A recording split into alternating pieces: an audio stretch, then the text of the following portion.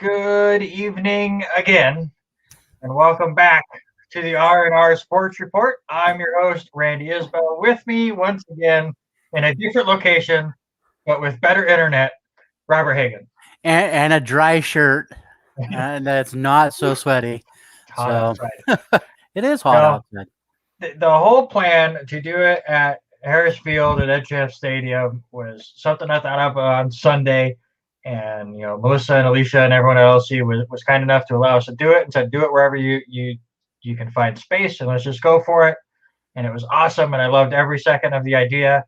And then my internet just did not want to work on my laptop compared to everywhere else it does on campus. And it did in the booth. I ran music for the first two games, well, the first game and a half, and was able to do stats and stuff on and getting some show notes ready. But when it came down to actually doing the show, it asked for way more internet than I had available, apparently. So we are back home in the cool. That's the one good thing. It's probably like 25, 30 degrees cooler in my house than it was where we were going to do our show. Yeah, but what was interesting is we had a great game that was going on as yes. Faulkner was up 3, I think, when we had the chance, when I went to go set up and start getting things going. And then all of a sudden, as I leaving, all hell breaks loose on the field with trying to make a pitching change. And next thing I know, I have a coach standing up top with me. I'm like, aren't you supposed to be down there? And then I asked him. We'll get to it. Yeah, and I asked him to keep an eye on my stuff for 1 minute, and I'm like, "Wait a minute, he's in the wrong color shirt." Yeah, did you check everything? Everything there? No, I'm sure he was good. Just a score update. They are going into the bottom of the ninth inning in a game that was 4 hours ago is when it started. Faulkner is leading IU Southeast 14-10. Go ahead and blame me because I know you texted me at 3:30 and said I was jinxing it. 100% jinx. That's the one thing. Talking to a few of the people that are running the World Series and doing a lot of the media stuff, is they can't think of another World Series that every day seems to just be dragging. Like last night, the game didn't get done till about midnight, and unfortunately, that was between two teams from the East Coast. So their poor fans either just had to just go to sleep and wake up in the morning to see the result, or they were up till like 3 a.m. to see if their team was going to win or not. Just if the games are going too long, I don't know how to fix it, but it's been a crazy offensive slugfest. Last night's game was a pretty good pitcher's duel, but it started so late. The LC game today that started at 11 actually got done on time. This Faulkner game was scheduled to start at 3, started at 3 o'clock. Unfortunately, the game that is supposed to have started at 6:30 is still waiting for this game to be done, and then they have to wait 50 minutes before they can get their game going. So it is now looking like another 8 o'clock start between the two undefeated teams left. It's been a crazy couple days here in Lewiston. Yeah, but this is what we live for. We live for this World Series all the time. Again, yesterday you and I weren't able to make it over there for our normal Monday thing, but listening and I had the opportunity to watch at home a little bit. But this is what this Valley needed, and it missed it last year. It missed it so bad last year.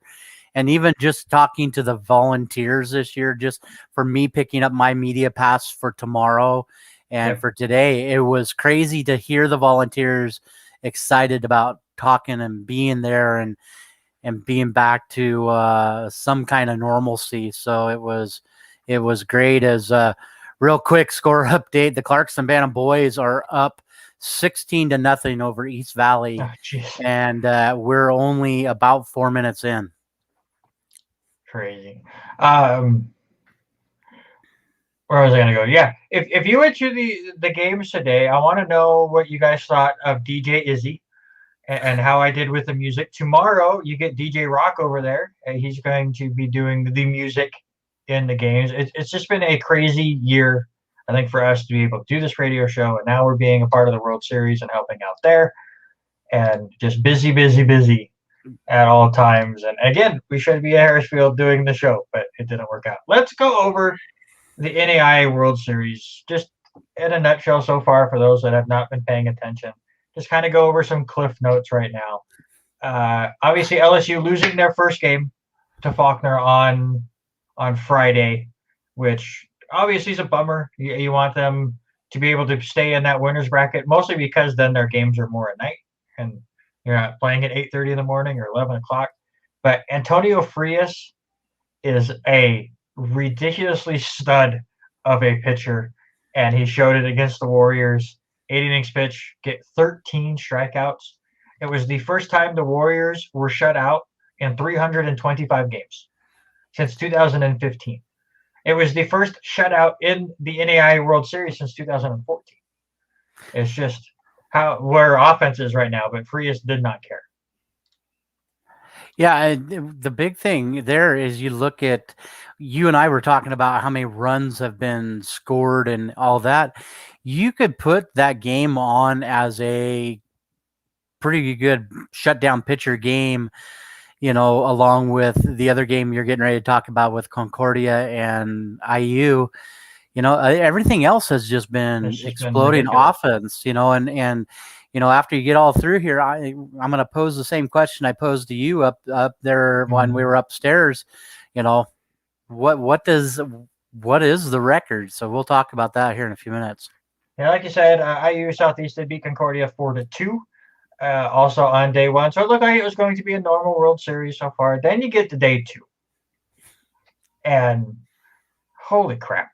So Kaiser beats Oklahoma Wesleyan, which again another great pitcher, Pablo Arevalo. I apologize for butchering that name, but He came in with the second best ERA in the NAIA, looked all of it, win a complete game, does give up the 3 runs. I actually did PA for that game and watched him pitch. Just phenomenal stuff. Another guy to expect to see in the majors in a few years, I would think. Mm-hmm. Then LC does bounce back. They eliminate Concordia 10-0. So it took 7 years for a shutout to happen in the NAIA World Series, and then it just took 1 day. But then that gets followed up by Southeastern and LSU Shreveport, where LSU Shreveport scored 13 runs and almost got doubled up. Yeah.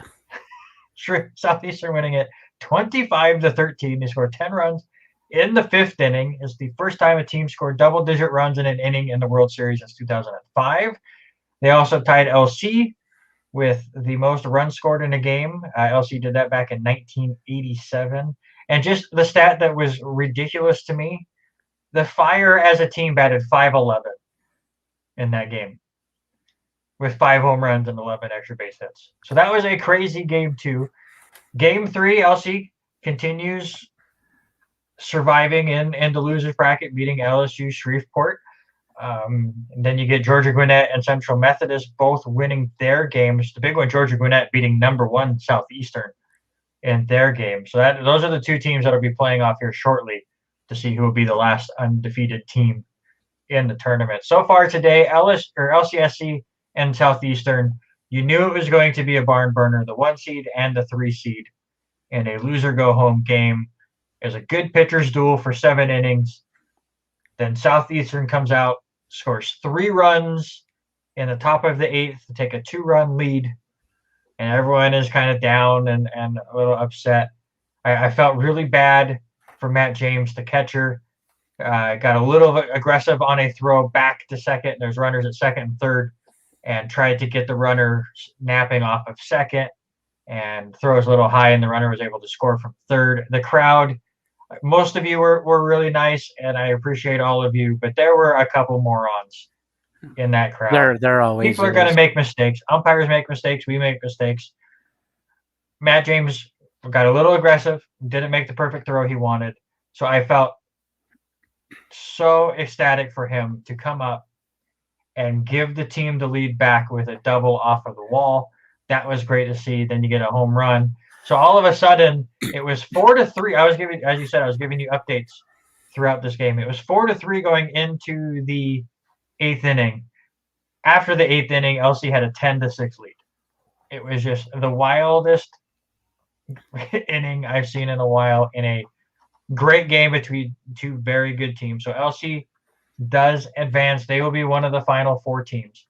Faulkner does take care of business as they had to go to Antonio Frias, who again was a complete stud against LC. He pitches the last 4 1/3, does give up 3 runs, but they do beat IU Southeast 14-10, and that will set up our matchups tomorrow. I'll get to that in a second. This game took forever. IU Southeast used 9 pitchers in the game.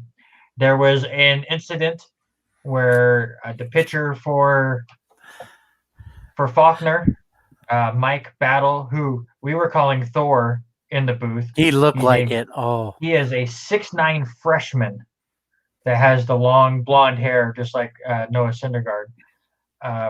He's struggling a little bit. He gives up a walk. They go out and talk to him. Then his first pitch gets in the dirt. Guy gets the second. Then he throws and it's a foul ball. So now the count's 1-1. And the same pitching coach comes out to take him out of the game. Looks at the umpire. Umpire says, cool. They bring in Antonio Frias. But by then, the third base umpire is going, well, this is not allowed, guys. So the rule in the NAIA, which I learned from Bert Sahlberg, while they were all figuring it out, is you cannot have 2 mound visits during the same batter. Unfortunately, the home umpire did not know this and allowed it to happen. So now you have Frias on the mound warming up while the umpires are talking. Mike Battle has disappeared. I know where he was at because I passed him. He was in the he was in the restroom, and he came out. Literally they had a guy chase him down, and Frias was coming out of the restroom as I was walking up the stairs to go to our placement, and they're yelling at him, "You got to get back on the mound," and he's like, "Huh?" So they have to wait for him to get done with his bathroom visit. Then he comes back out on the field.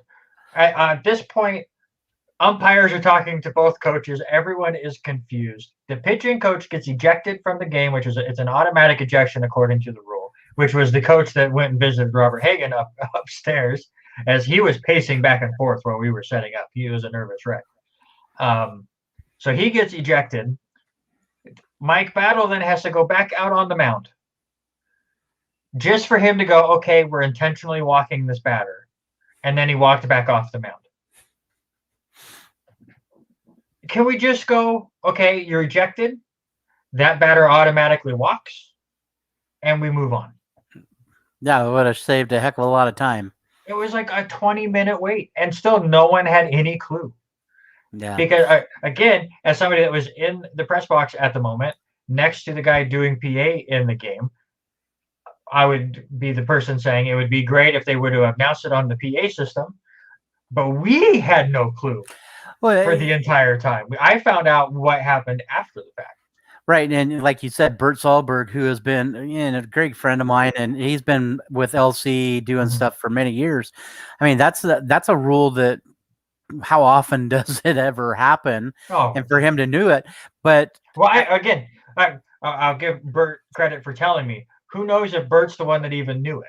Right. Maybe they had to go into the books and figure it out. He was off in the other room when it happened. But. Yeah, and so here's that side of it is look at how many umpires and where these umpires come from. Mm-hmm. These guys don't work together all year long. No.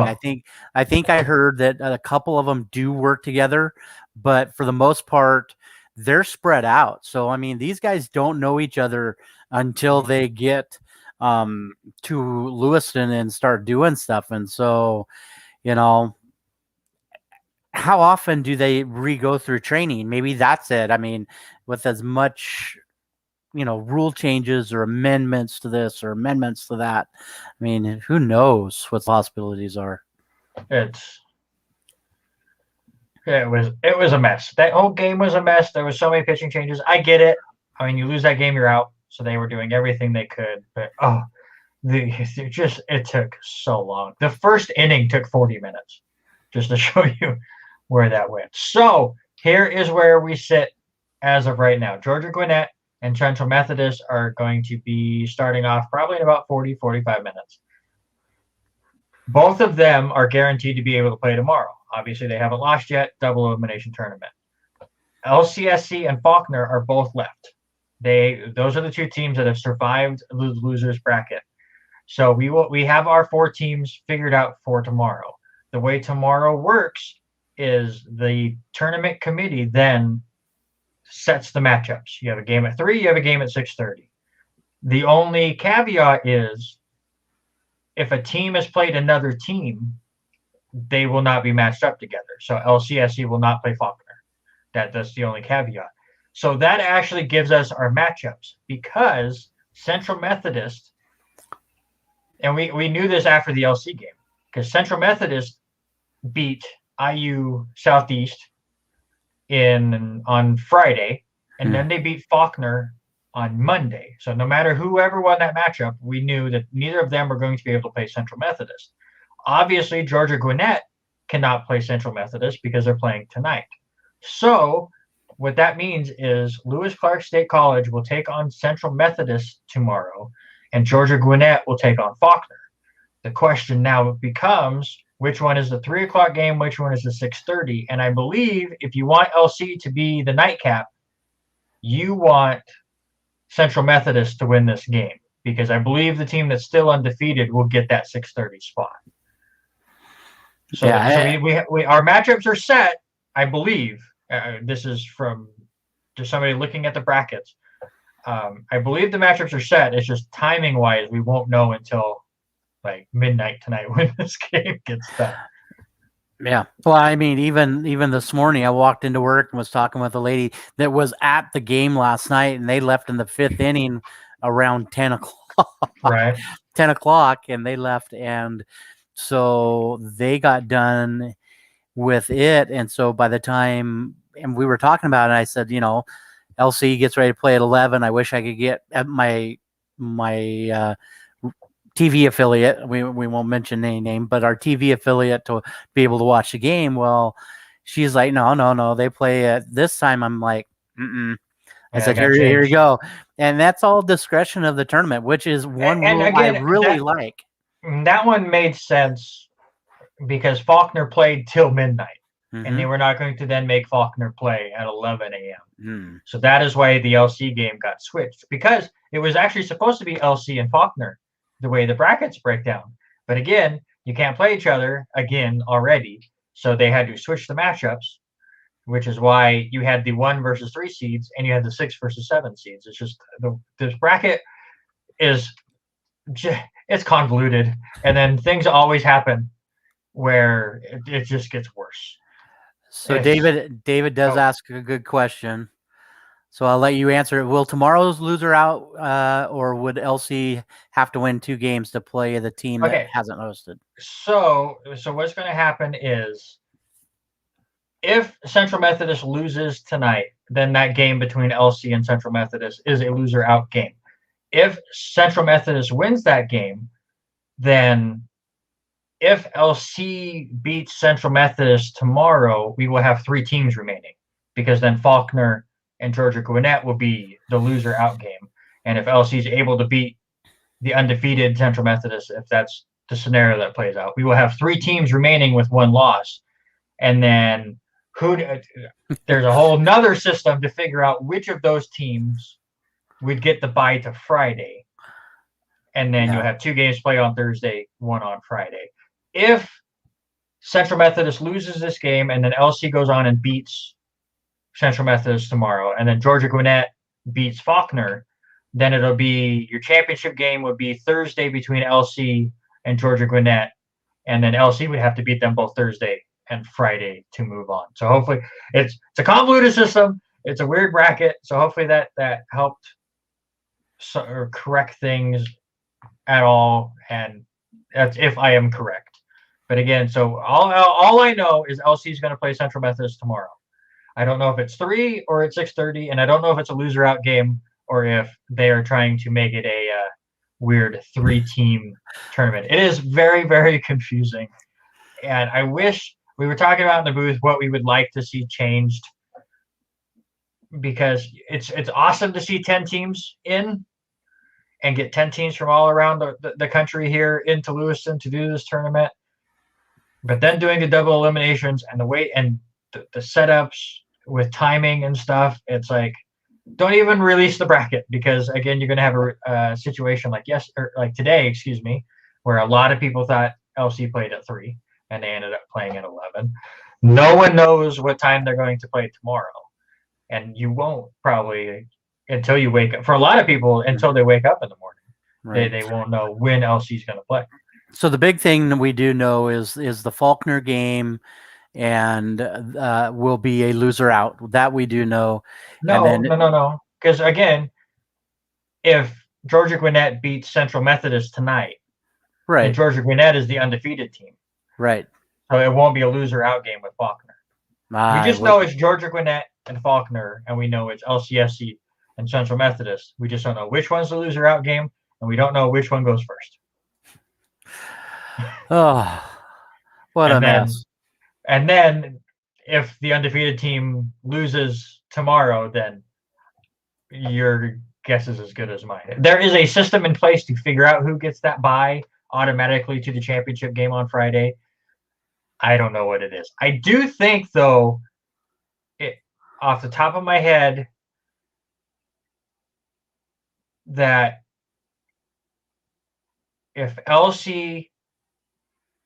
it's a 3-way tie and LC's in it, I think the team that gets the bye is the team that played the most games already in this tournament, and that would be LC, because they lost game 1 and have had to work their way through the loser bracket and have not had one of those bye days. So I think if we end up with a 3-way tie and LC is a part of it, they will automatically get bumped to Friday and play in the championship game, which will blow Twitter up because they will think that the Warriors are just getting, the baby treatment because we don't play the opening round and we just get handed it to us and asterisk. Twitter is really funny during this time, and I love every second of it. I am glad that the Warriors will be playing opening rounds next year, because I don't think that is fair either. But if the Warriors get that bye, if that scenario happens, it is not because of hometown treatment. I'll tell people that right now. So keep it tuned in here to the R&R Sports Facebook page. We will try our best to update everybody. Also, check out lcwarriors.com. They will have it on there. Check out the LCSC Twitter page. Alicia's doing a great job updating there. And I know you didn't want to bring up the name of SWX, who is doing the video broadcast, but check out KOZE. They're doing the radio broadcast. They're doing a fantastic job with it all the way around. They will keep you up to date as well. It's a wait and see situation right now, but we will do our best to keep you up to date when and against who LC will be playing throughout. So I just getting ready to share to our page here in a minute, but like you said, NAYA World Series on Facebook. Go there, and they do keep things updated. And I just see a stat, and it's funny. The Faulkner wins the longest game of the series so far this year. They hung on for 4 hours and 9 minutes, just 6 minutes short of a 9-inning record game time. God, maybe they should have talked about that rule a little bit longer. Get it going. So there you go. We will try to keep you up to date with the beginning of Georgia Gwinnett and the Central Methodist. And then again, one of us will post game times either tonight or tomorrow morning. It'll probably be Robert, because Robert's way better at that than I am. My head hurts now, by the way, of just trying to say that. And as far as David asked, so honestly, we'd rather have the team they play lose tonight. Honestly, I'm not sure. Yeah. I think as far as a business standpoint goes, I believe we want Central Methodist to win, because then LC will get the nightcap and more people will be able to show up at the 6:30 time, which will probably end up being like 7:30 compared to the 3 o'clock time. But as far as do we want Central Methodist coming in with a loss to give or not, I don't think that matters to LC at this point. They just got to keep winning. You said it exactly right when you and I were messaging back and forth earlier today. Here's the bottom line: LC cannot come out flat like they did Friday. If they come out flat like they did to Friday to either one of those teams tomorrow, or the team that we end up playing with Central Methodist, if we come out flat against them, look out, we're done. Because you look at the game on Saturday, they got into it, they got in there quick, they got things done and fast. Yesterday it took a little bit to get the offense going. They were down 4-0, and then all of a sudden here it comes. They can't do that. They have to get going like they've done all year long, and they've got to score runs. I mean, they were averaging, what was it? You and I talked 11 runs a game. 11 runs a game. They have the most runs per game in the NAIA. Yeah, so they've got to get things going. It was good to see Evan White hit the ball yesterday. You got to watch the game today, but that's the key. If they don't get things going, you might as well be out of spot there. And listen, it's going to be interesting tomorrow. I'm hoping I'm able to get to that game as Robert disappears for a second. But it'll be really interesting because we have to remember this is Central Methodist's first ever NAIA World Series appearance. Show up and give them that energy that we do here in the Valley for the World Series. I'm very excited actually for Central Methodist to get to play LC and get that kind of a crowd.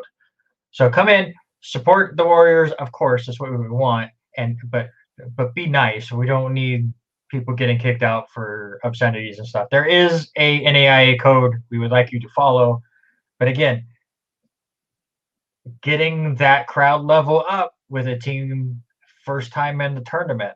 Maybe the crowd can rattle them a little bit, respectively, of course. But it's going to be so interesting to see how all of this plays out. All 4 teams that are left are awesome.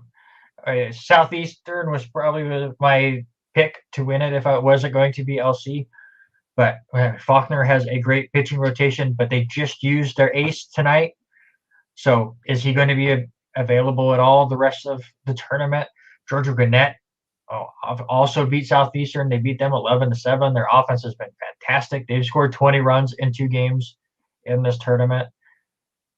Who knows? And that's what I love about these things. I mean, you say it as a media ploy of, any team can win. But in a 10-team double elimination tournament in baseball, where whoever's hot is going to be able to do it, any of these teams can win. Let's move on now to Major League Baseball. And Robert, I've talked way too much in this first 30 minutes. Oh. So it is your turn to read off this $1 billion. There's so much money on this list for players that got injured this week. Yeah, and that's huge because, I wanted to pose the question to you and for you to think about for just a minute is we're getting to the 1st of June, 2 months under our belts. Yep. We should Memorial Day, standings matter. We should have our bodies in order. We're ready to go. We're ready to play games. And then all of a sudden, nobody is staying healthy. All of a sudden, looking at the injury report today, it just blew me away. Lorenzo Cain for the Brewers went to the 10-day DL today. Stiffness in the right hamstring. And if you look at my list, Randy, and I don't know if you had a chance to look at it, how many of them were all hamstring injuries of some sort or not? Evan Longoria goes back. He has right side soreness. He's old, but he gets an MRI sometime today. They still had not. And he got soreness after hitting a home run on Monday. Stop hitting home runs, Evan. I guess you're just quit swinging so hard. Michael Kopech for the White Sox, left hamstring soreness. My fantasy team. Yep. Jose Quintana, 10-day DL, shoulder inflammation. I mean, only lasted 3 innings on Sunday. Will Harris, I feel bad for Will Harris. He was a guy there for the Nationals that was doing really good. Underwent surgery on Friday for thoracic outlet syndrome. I had to look that up. I'm not 100% what thoracic outlet syndrome, but it was a thing where your blood vessels get clamped up by the collarbone and the rib cage. No, and so they have to surgically go in there, remove those, and move them around where they're not being pinched off. Trevor Williams, appendectomy. Who knows when he will be back for the Cubs? Also, Brian Abreu for the Astros strained his left calf. Michael Brantley also for the Astros. Jason Castro for the Astros. All of them hitting the 10-day DL. I'm worried about the Astros now. I was going to move them up my list on our power rankings, but I'm a little concerned about that. Trevor Story of the Rockies placed on 10-day DL with inflammation in the elbow. Roman Quinn of the Phillies, Achilles injury. He's probably done for the year. They're putting him on the 60. But, if you hit the 60 right about now, there's a strong possibility that you do not come back from that. So tons of injuries, but you know what? These players having their first full season in a while, you would think they would have their bodies well in check by June. If these guys started reporting the 3rd week of February, you think we wouldn't be having stiffness and soreness, but we will see. How about Chris Taylor and his 14 pitch battle with Genesis Cabrera? Did you have a chance to see that, Randy? I have not.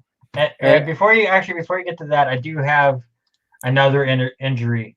Oh, did I miss one? No, it just happened 19 minutes ago. I have to bring it up. Fernando Tatis Jr. exited the Padres game against the Cubs tonight. They're saying for precautionary reasons with a right oblique tightness. He's already had 2 IL stints, one for his shoulder, one for COVID. So we will see what is happening there. And also, according to NAIA Ball, who is not very nice to us Warriors, they like to stoke the flames as people that just hate LC for sure. But they have tweeted out 11 minutes ago that if LC State beats Central Methodist tomorrow, no matter what else happens, they will be in the finals. So they would get that bye week if it's a 3-way tie. So there's a bye game because they have not had a bye game yet. So if LC is able to win tomorrow, they're guaranteed to be one of the final 2 teams left, no matter what. Right. That'd be good. I mean, God, LC could use a little help, but I'd hate to see what everybody says about it. It'll be nuts blowing things. I've tried to stay off Twitter this week just for that because I know how some of those people get. So anyway, I think the coolest play and listening to the announcer, and I never did get a chance to listen who it was. The Dodgers were playing Chris Taylor, who has been a heck of a utility guy this year. He's already played like 6 different defensive positions and was going up against Genesis Cabrera, 14-pitch battle. And whoever the announcer was getting so wound up after pitch 7. After pitch 7, it was just like, oh, what's happening? But it was cool to watch him get through that. But 14 pitches and ended up getting a stand-up double, base clearing double, and ended up winning that game for the Dodgers 9-4. But I think that was probably the pitching batting duel so far of the year. It was crazy to watch that video. Those are always fun, just to see them go back and forth. And I swear there's one that's been longer than that this year, but it's not coming to mind. So as I just watched Gary Sanchez strike out with the bases loaded in the bottom of the 10th, that's just this week. It's been brutal. Absolutely brutal. How has your Mariners been doing? Right now, man, up and down. We've won, 5 games in a row, I think now where we're at with that. But right now they are trailing 1-0. They're in the bottom of the second. There is one on, but they're playing against the A's, and for me, the A's have been so unpredictable. So it'll be interesting to see how things go, especially with the Astros, losing 4 guys to the DL. Maybe this is a push. The Mariners right now only 2.5 back of Oakland. This game is just now starting. So, but Seattle 5-game win streak, 7-3 over the last 10. I mean, they're looking decent. But don't sleep on Oakland this year. What an interesting series we have going on right now in Cincinnati. Between 2 teams that no one really cares about right now. Phillies are 4 games under 500. So are the Reds. They're both 4 games under 500. But yesterday, the Reds, hosting the Phillies, win the opener of that series 11-1. Today, the Phillies have went, well, screw you. They're in the top of the 9th inning, and the Phillies are winning 17-3. Can we get a close game between you two, please? Just looking at scores has been nuts. Well, I mean, 18 hits. That's just crazy. Of a team 4 games below 500. It's just. But this is the time you and I talked. This is where the contenders start pushing their way up, and the pretenders start slowly fading away. And that has been nowhere else the case than the Baltimore Orioles, who we never thought were a contender, but they were around 500. What did they end up? They lost 14 in a row before finally beating Minnesota today, 7-4 to finally snap that streak. Again, there was a point where all 5 teams in the AL East were right around 500 or better. The Orioles are now 18-37. Yeah. Just yeah, never mind. We're not going to be a part of You it. know, Okay, this is what I want you to do. I want you to give me one team that is winning their division right now that has no chance to make the playoffs. Absolutely no chance. I want you to not to win a division, has no chance to make the playoffs. And I want you to give me a team that is currently in last place that you think has the best chance to make a run and still make the playoffs. Wow. I hate. I don't know, man. I don't think. I really don't think the Mets can stay up top right now. I mean, yeah, they've got a 3.5 game lead over Atlanta, 5 game lead over Philly, but I don't see them. Even though their pitching staff's great, I think they'll sneak in at a wild card. Maybe. I think that's a stronger division. But you look at all the other ones. I think Oakland has a chance to fall. Yeah, if Houston can get healthy, Seattle, who knows, depending on what they do. I think Chicago's running away with their division. I think even though they've only got even though they've got a 2.5 game lead over Cleveland, I think they're gonna stick around right there. I don't see them ducking anywhere out. But I think the question is, what happens in your AL East? Honestly, what happens in your AL East? Because right now Tampa Bay leads, yes, by 2. I think they're 2 games up. Boston, correct me if I'm wrong, has what, 4 game lead on your Yankees? 3.5 at the moment. So that division, can you imagine 3 teams coming out of that division? Could that be a possibility? It's very possible. I mean, only one team's coming out of the Central. Right. I don't see the Indians sticking around. And then in the AL West, it's Oakland and Houston, maybe Seattle still as far as wild card goes. And then in the AL East, you have 4 teams, at least 3 games over 500 right now. In Tampa Bay, Boston, New York, and Toronto. And all of them get to play Baltimore a lot more times in the regular season to help with that record. But also, they're going to beat each other up. And right now, the Yankees are straight up trash. We will get to it in power rankings. I have set a rule for my New York Yankees, and holy crap. For me, the team that is in first place right now that will not make the postseason is the San Francisco Giants. This cannot last, right? And you're in a division with the Padres and the Dodgers. I don't think there's any chance they're going to hold out and win the division. It's shocking that they're still there right now. I just don't believe in this team yet. But you got to, again, we're past Memorial Day. Standings matter. I have to believe in it a little bit. But I have to believe the Padres are better. I have to believe the Dodgers are better. So then there's only one last wild card spot. And you're looking at, Cubs, Cardinals, Brewers.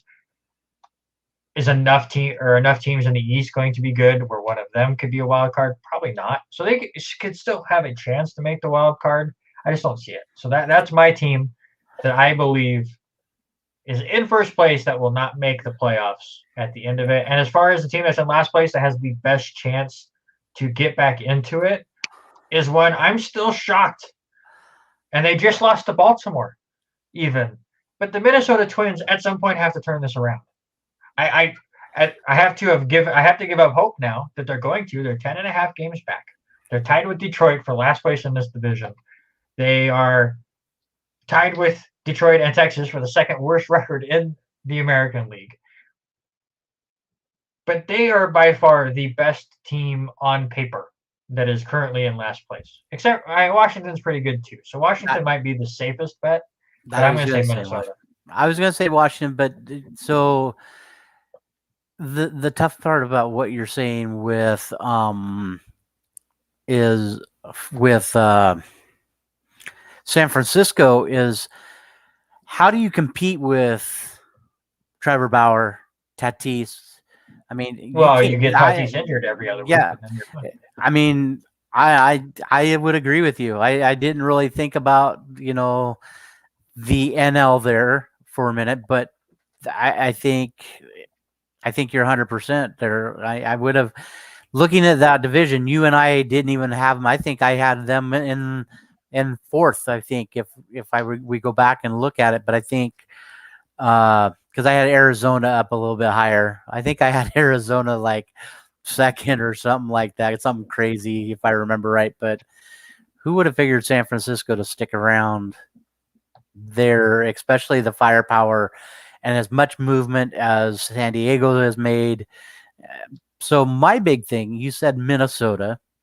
Does Minnesota start making moves to, they're only 10.5 back. Do they start making moves to bulk up that lineup? I mean, because the bad thing about that is the age. They're so injured right now, and again, the age is bad, that I think, and the worry with me making this pick that Minnesota will make the comeback is by the end of this month, maybe the middle of July, if they're still out of it, they are prime sellers. They will, again, as you said, they are very old, so they will get rid of all of those veterans to try to rebuild as the wheels have kind of fallen off of that team.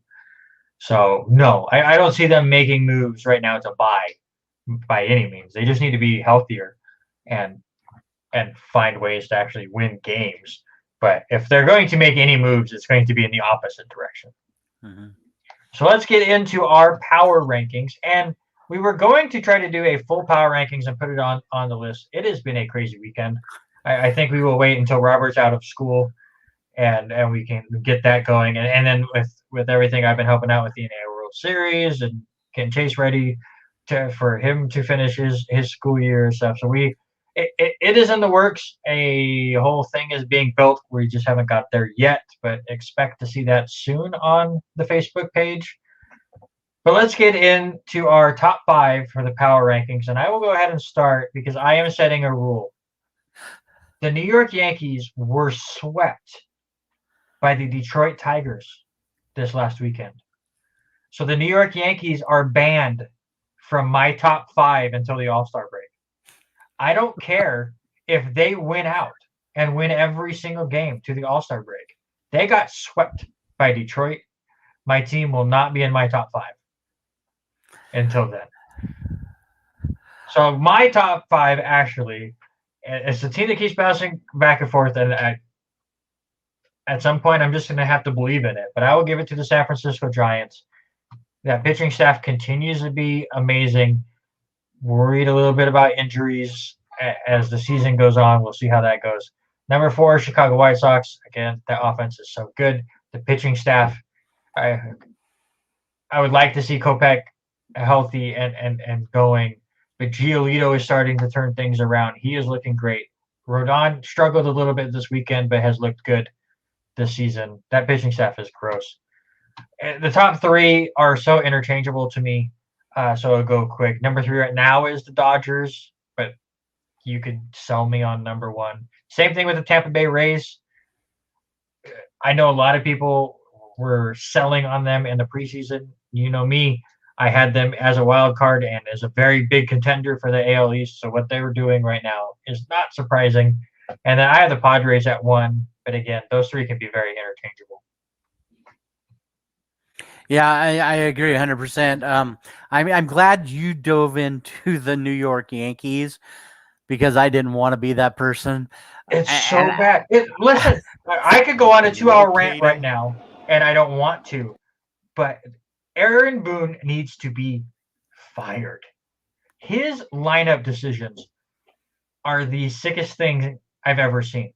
We have a player on our team named Mike Ford, who is the biggest bumbling oaf of a first baseman. He's batting like 120, and that might be being nice.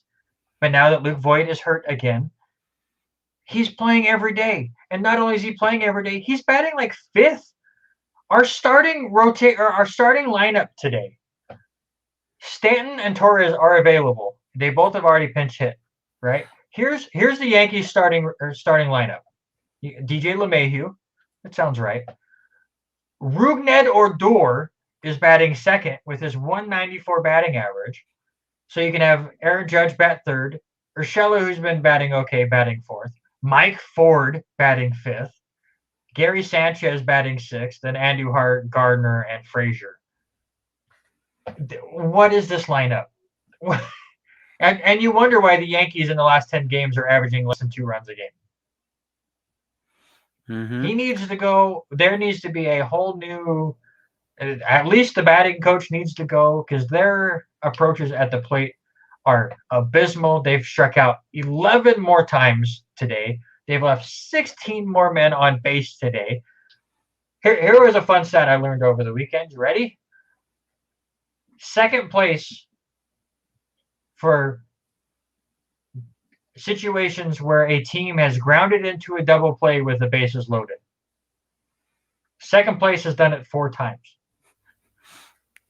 Can you guess how many times the Yankees have already done it this year? Let's double it. Let's say 8. You're still short. It's 9. Oh, God. They're 9, unless they've done it again today.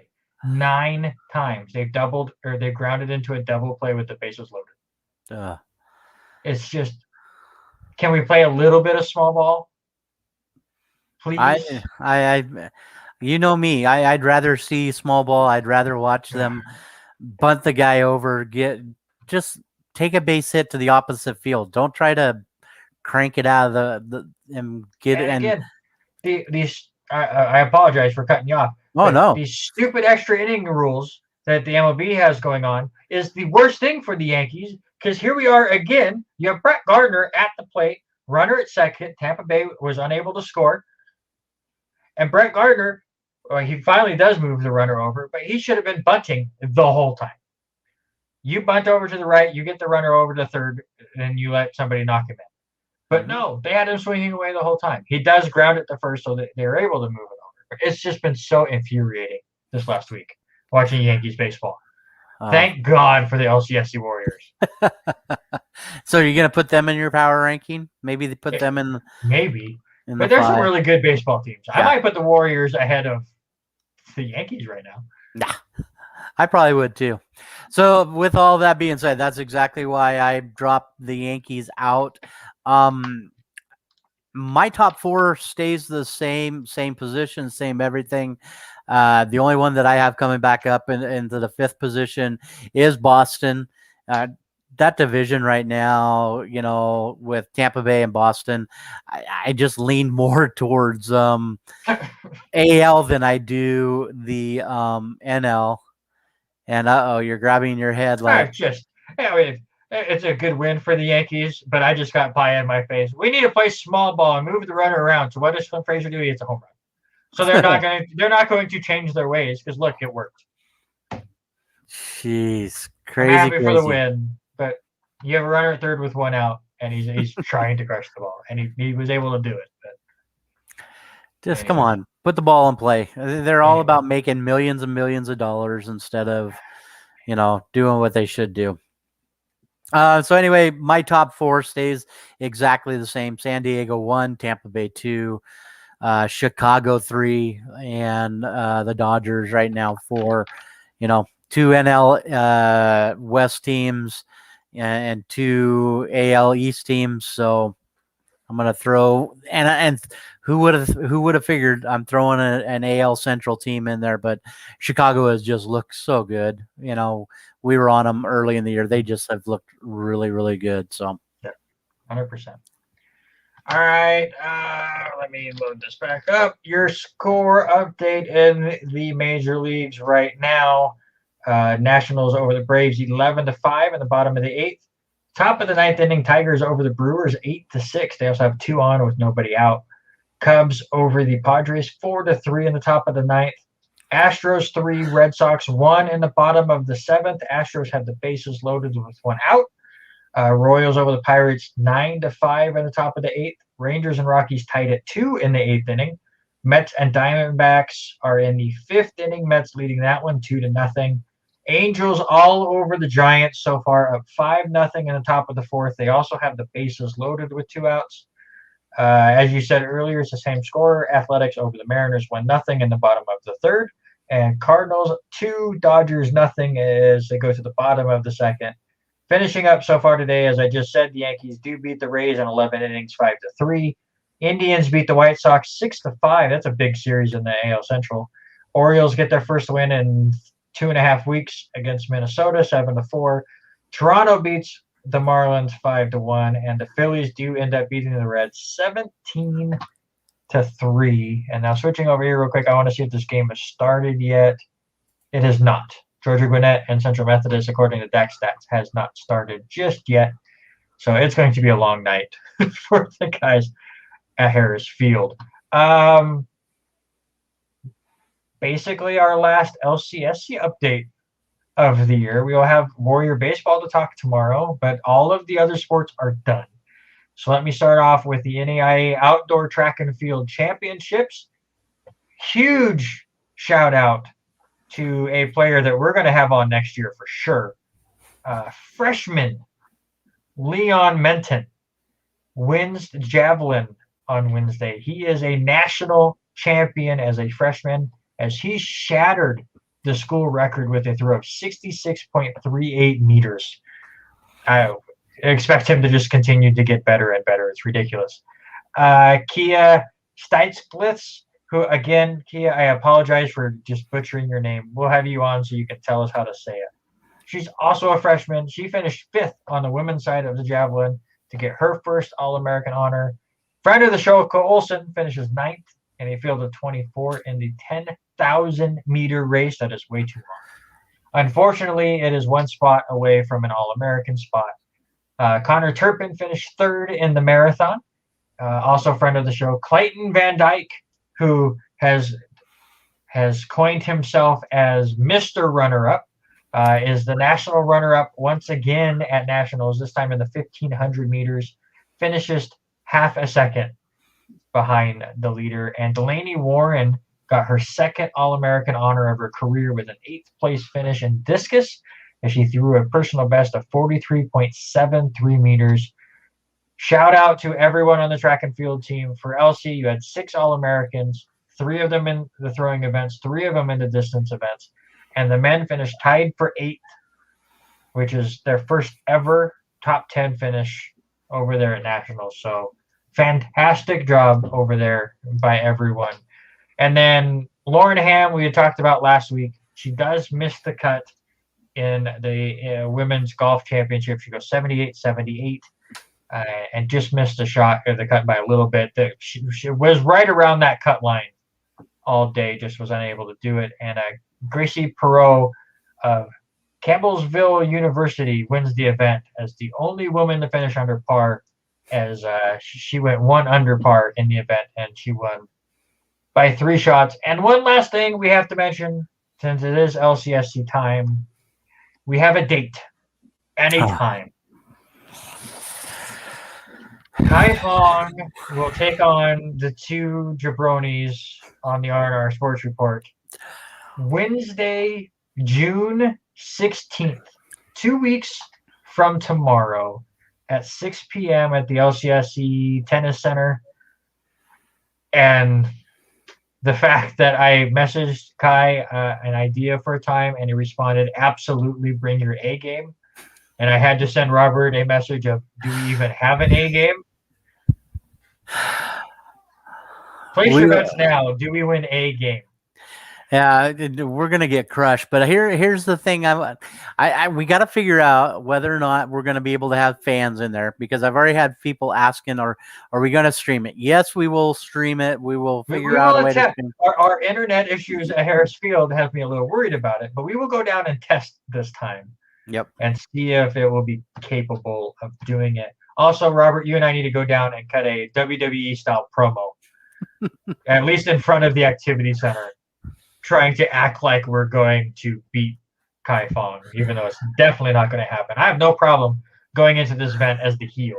Everyone wants to watch us lose anyways, so why not just live it up? Yeah, and Brian Bremley, a buddy of both of ours, he is going to sit in and probably try to commentate a little bit Oh, it's while gonna be so great. while we get our butts handed to us. As my wife has already laughed about it, so I know that means we're going to get crushed. Yeah, and then paramedics we'll have to probably call Jimmy and have paramedics standing by, and probably my daughter there being a nurse, so she'll probably have to monitor us and how things go. So I'm excited. We met our goal, and to have Kai interact the way he is, it is awesome. So Just wow. I don't know. yeah. We'll see how it goes in 2 weeks. Luckily, we're doing it on a Wednesday, so we will have a full week to recover before we have to get back on the show. Speaking of tennis, though, we don't talk a lot of tennis on the show. And of course, it's a controversy that makes us talk about it. But I'm very curious, Robert, your thoughts on the Naomi Osaka drama that have happened at the French Open. If anybody has not heard, she had come out with an open letter saying that she would not participate in any of the media events, and said she's going through some mental stuff and did not need that mental strain of dealing with the reporters, because we know how reporters can be sometimes. And we know her history. She's still so young. She's won multiple Grand Slams already, but she was the girl that was facing Serena Williams during the whole point taking away and losing a game situation, and that's how she won her first Grand Slam. That was just a couple years ago. So she says she's not going to do it. French Open says, fine, we will fine you. What was it, $15,000 every time you don't. So she played her first round tournament, her first round matchup, wins the match, doesn't do her media obligations, and gets fined the money. And then to go even on top of that, all 4 Grand Slams came out with a joint press release saying, if players continue to do this, not only could you be fined, but you could be kicked out of tournaments. Like, I totally get media obligations, but with situations like this, I also understand not wanting to do it. Obviously, Marshawn Lynch made millions of dollars with him not wanting to do his media, and then has turned it into a whole career afterwards. We had Ricky Williams back where he only would do press conferences with his helmet on. Like, people have this kind of, whether it's stage fright or whatever is going on in Naomi Osaka's life. She said she's getting help for the stuff she's getting with. She's going through stuff, right? So I think we should be a little bit more lenient with it. But after that came out, Naomi went, screw it, I'm out. And withdrew from the tournament just so she wouldn't have to do that. So obviously a lot's going on. Robert, I want your thoughts on that. You know, you named off the names that exactly who I thought about. Ricky Williams. I also thought about, the Marshawn Lynch thing. But here's the thing, guys. Going into sports that you become a person that is in the spotlight. If you don't want to be part of the spotlight, sorry, don't play sports. You know that there's obligations. You know there are so many fans that want to follow you. You know, and it's not like anybody's trying to stalk her or anything like that. No, they just want to ask the questions. Yeah. They just want to ask the questions. That's all they want to do. Let them do their job, because yes, there are some media folks that take their questions a little too harsh, a little too hard on some of the people. I'm not trying to bash her for not wanting to talk to any of them, but you know that you were part of this thing, to be in the spotlight. You know that there's going to be people there. But for all of the tournaments, all the major tournaments that come out and say, you're going to start getting pulled out of tournaments just because you don't want to talk to media. Harsher penalties is basically what they were saying. I don't like that idea. Let them, if they don't want to show up, fine them. Yeah. But don't threaten to they can't play anymore, basically idea. But so it's such an interesting situation for that very reason. Yes. If she doesn't want to do it, fine her, because that's part of her job.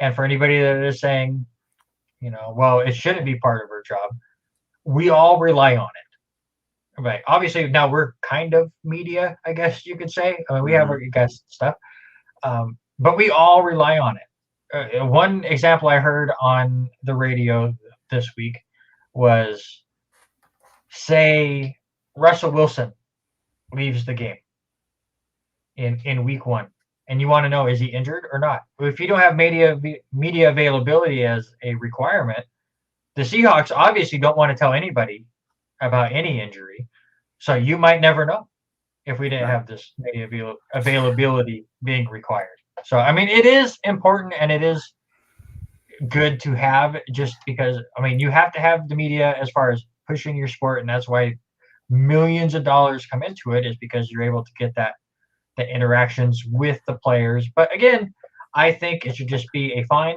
If they don't want to do it, fine them and move on. And that's the one big thing also with what's going on, at the high school level. And I've always argued it. And you and I have had this issue as we were doing baseball stats, and you and I were doing play-by-play for basketball. Mm-hmm. And we couldn't find stats. You never can find anything. The coaches don't want to put anything. They don't want to put out any ideas of scouting of any other team to be able to scout your players. It's the same idea of when, I have a good relationship with the Clarkson High School kids, seeing all of them come through. And I had the chance to talk with Samantha Chatfield the other night, where she did not play, and trying to take it a little bit easy on the knee. She's already signed with the college. We're playing late season, so I mean, I understand protecting not the investment, but kind of the investment. Yeah, I mean, it's a dirty way to say it, but it's 100% correct. And so her investment in herself, basically. Mm-hmm. And so, it's a little rough to think about, but there's the idea it's going to happen. And these coaches not wanting to share out any information, it's the same thing with the Russell Wilson. You look at it at the major league, or the huge idea of this person, they don't know if he made it to practice. Well, why wasn't he at practice? Right. It's got to be fair. And so it's rough, and where these people don't want to share things out. But as far as the funny thing with the whole Osaka thing, did you hear what happened on Sunday? I don't think so. The 11th seed in the women's tournament, and I'm going to butcher the name. I love tennis and I watch it at times. And now I've kind of fallen off of it a little bit as far as how much I watch, but I'm going to butcher this name. But Petra Vitova, maybe, I apologize. But she was the 11th seed in the tournament. She withdrew on Tuesday after she fell and injured her ankle during her media availability on Sunday. Is that kind of like the same thing with the baseball pitcher injuring his thumb? And I don't remember who it was, taking his undershirt off, and now he hits on the DL because his thumb hurts. Well, my question is this a ruse where now she's trying to show that it is unsafe to do the media availability, and now she got hurt and had to withdraw? No, it's just a weird situation in tennis. Again, I'm on Osaka's side. If you're going through some mental stuff, she's not doing it out of spite. She's got stuff going on, and she needs to deal with it. And I think she did it in a classy way, where she went, listen, I don't want to be a distraction to the other women in this tournament, so I'm just going to go ahead and withdraw and deal with my stuff. Yeah, and I'm good with that. But you can't be starting to make up rules during the middle of all this. Come on, 4 major making their changes. I mean, when do you get to the point of again? I think they were all that veiled threats right now. They may change it later, but they were just trying to bully her, I think. Right. All right, we kind of mentioned Clarkson basketball a little bit. How have they been doing this season, sir? Well, Clarkson, it's nice to have a basketball season, but it's weird to say in May and June as Right. the Bantams both play tonight. We'll get to that here in just a couple of minutes, but let's talk a little bit of stuff that was earlier in the week. And first, how about we start off with the boys? And the boys end up beating North Central pretty handily, 61-60. After they fell behind, they were able to get some timely shooting. Misael Perez was able to drop some big shots right there in the fourth quarter and push the Bantams well up ahead. They do let North Central get back into it there at the final about 2 minutes, but it was great to see them. And it has been a different guy every night. Misael led the Bantams with 15 points, but then on Friday night, they traveled up to Shadle Park and suffered their first loss of the season. And they just had no offense whatsoever. They got behind 20 points. I think it was down 24 points, 24-0 to start that game off. And Shadle Park just jumped out quick and ended up winning that one 75-55. And Xavier Santana led the Bantams with 19 points. Just looked over on the other screen here a minute ago. The boys wrapped up the fourth quarter about a quarter of the way into the fourth quarter. They went to a running clock. They were up over 40. They end up winning that game 76-38 up in East Valley. So great to see the boys bounce back after a tough loss to the Shadle Park and come back. So they will be playing Thursday at home against West Valley. The boys will tip at 5:30 in that one. We'll roll over to the Clarkston girls, who it has been an unbelievable season. And I shared this with you a few minutes ago, Randy, and it just irritates me a little bit. But their state ranking, we'll get to that in just a second, but rolled all over North Central 80-23. And you know who led? Ashlyn Wallace and Maggie Ogden also chipped in 17 points apiece.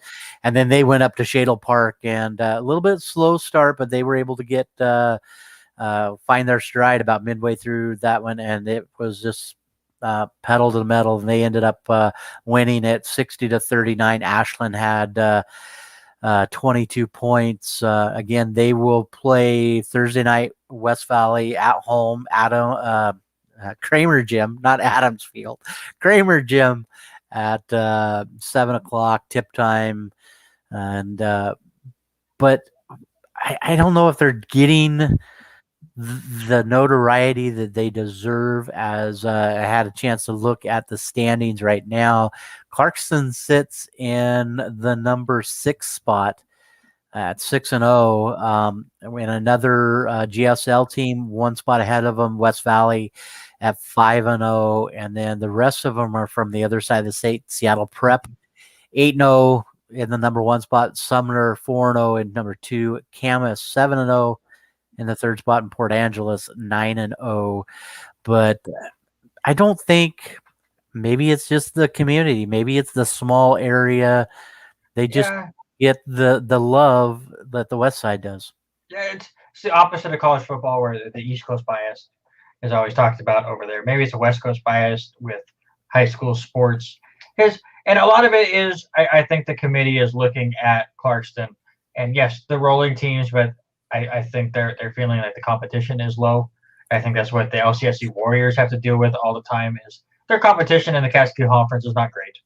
So yes, the record is going to be great, but no one's going to take it seriously because no one's traveling up here to Lewiston, and LC is not going to travel to the east side to play some of these, Southeastern or Faulkner during the regular season. Right. So there's always going to be asterisks to all of this stuff. So I think that is a big thing, but that could change on Thursday. I mean, as you said, West Valley is what, ranked 5th? Clarkston's ranked 6th. That's a huge game and will be very, very fun to watch. I want to talk. My dad brought up a good point. If a golfer takes a week off, they don't get fined, and neither should tennis players. I do agree with that, but in this case, she didn't take the week off. She was doing the tournament and not doing part of her job. If Joel Damon goes to a tournament and they want to interview him after his round. He has to go do that stuff. That's part of the media availability. If he doesn't, I don't know if the PBA or the PGA will fine you for that, but it's different if you show up to a tournament and don't do part of your job compared to I'm just not doing this tournament, because that's like any other job where I'm taking this day off and then you don't have to do your required things. So I think it's a little different right in that situation. Quick score update. They have got it started in the Georgia Gwinnett and Central Methodist game. They are in the bottom of the first inning, scoreless, which is shocking in the NAIA World Series right now. But again, if you are just joining us, the matchups, to my understanding, are set. It will be Georgia Gwinnett versus Faulkner, and it will be Central Methodist versus LCSC. Times are subject to change. One will be at 3, one will be at 6:30. One will be a loser out game. One will be against the undefeated team against a team with 1 loss. And no matter what, if LC beats Central Methodist tomorrow, they will be in the championship game, whether that is on Thursday against an undefeated Georgia Gwinnett team, or if it happens on Friday, it's a mess. Mm-hmm. This tournament thing's a mess. But there you go. LC will play Central Methodist. If they win, they play in the championship game. That's all I know. Times and participants yet to be determined. Couple other score updates. I know you were doing it. Mariners lead 3-1. But like I said, Clarkson boys and girls both come away with wins tonight up at East Valley against the Knights. The Knights program is not the same as what it was the last couple of years, where it has been extremely tough. They are very young. Boys come away with a 76-38 win. The Clarkson girls come away 77-25, and great things happening with that program. How many points does Ashton Wallace have tonight? How many did you have? Well, we're not going to talk about that quite yet because we want to keep them in suspense, but it's probably going to take a couple of games. She is very close, very, very close to breaking the all-time girls scoring record. She does drop 20 tonight, so there's a possibility it could happen at home. I don't think it's going to end up happening at home tomorrow, but we will see, and we'll be one of the first ones to post that on there. A couple of series honors. The GSL came out with their baseball honors this past weekend, and we talked about this guy on the football field. Carson Coulter from Pullman comes away with the GSL MVP. I'd like to know where that senior is going because he has done great things. A couple of Bantams make the second team for baseball. Colby Bolin, my neighbor, makes it as a pitcher, and Dawson Blunt for outfielder. And then infielder Nick Schofield comes away with an honorable mention.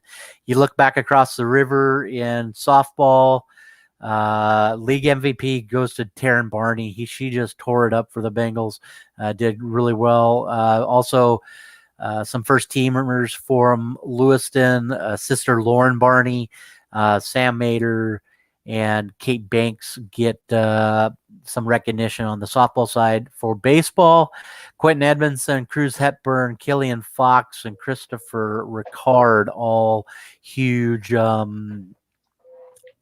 honors here for the IEL in the 5A division. And then we had a lot of folks that signed. If you would like to look at the Idaho signees, I know we're running out of time already. Idaho signees, lots of folks that are signing. A friend of the show, Jared, we talked to Jared Granger many times. He does sign with Presentation as Taylor Trammell just hits a home run in the bottom of the 4th, and the Mariners extend their lead 4-1. We don't have enough time for that, Robert. All right, well, let's move on now to NBA basketball. Well, before that, I was making faces on the show because another injury in the Major League Baseball to my fantasy team. Mike Yastrzemski of the San Francisco Giants leaves the game today with a hand injury because I'm throwing my phone over here. I don't want to look at it anymore. So all I ever get updates wise is this person is hurt, and this person is hurt, and this person gave up 8 runs. Yes, let's talk NBA and how different is the Eastern Conference to the Western Conference right now. On the Eastern side, Washington does win last night, and Joel Embiid gets hurt, so we'll see what happens there. But that extends their series from not getting swept. Philadelphia still leads that one 3-1. Milwaukee has already swept Miami 4-0. Brooklyn just finished off Boston tonight. They win that series 4-1. The Knicks, who that looked like it was going to be a fun series, never showed up in Atlanta. So Atlanta now leads that one 3-1, and they look like a way better team. It looks like none of these series are going to last more than 5 games. Then you go to the Western Conference, and Utah's taking care of business with Memphis, which you would expect. They're up 3-1. They play tomorrow. The other 3 series all tied at 2. Clippers and Mavericks are tied at 2. Nuggets and Trailblazers, which are going on right now, and the Suns and Lakers are tied at 2. But the Lakers right now have definitely not showed up. They're at halftime down by 30. It is Phoenix 66, Lakers 36, which is a weird score to say because usually that's the score after the first period is somebody with 36. And then right now, with 3:29 to go, it's a way better game on NBA TV. Denver over Portland, currently 113 to 108. So that one is a good one. So some crazy series going on. Have you watched any of it? I have been so into the NAIA that I have not watched any of the basketball. Probably as soon as we get into the conference semis will probably be the time that I start paying attention a little bit more. I like what I'm seeing from Phoenix. I'm excited to see them kind of handle the Lakers right now. I don't think it'll make it to 7 games.